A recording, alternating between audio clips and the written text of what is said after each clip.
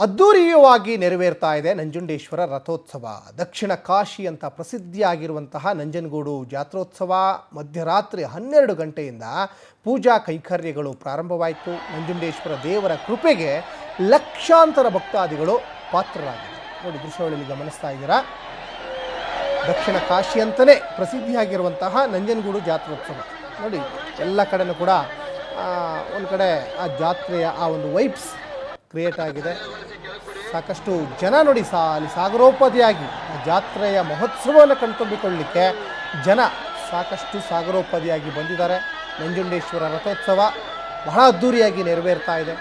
ಮತ್ತೊಂದು ಕಡೆ ನೋಡಿ, ದಕ್ಷಿಣ ಕಾಶಿ ಅಂತಲೇ ಪ್ರಸಿದ್ಧಿಯಾಗಿರುವಂತಹ ನಂಜನಗೂಡು ಜಾತ್ರೆ ಇದು.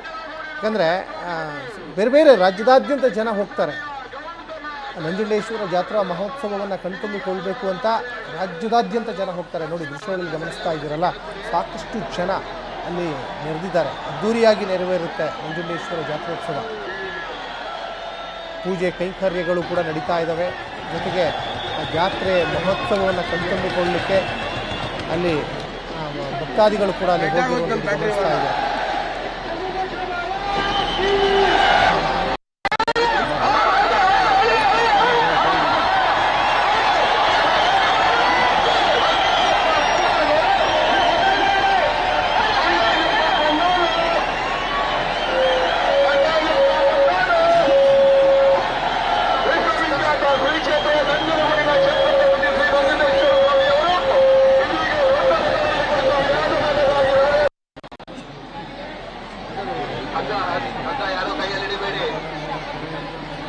ಯಾರು ಕೈಯಲ್ಲಿ ಹಿಡಿಬೇಡಿ.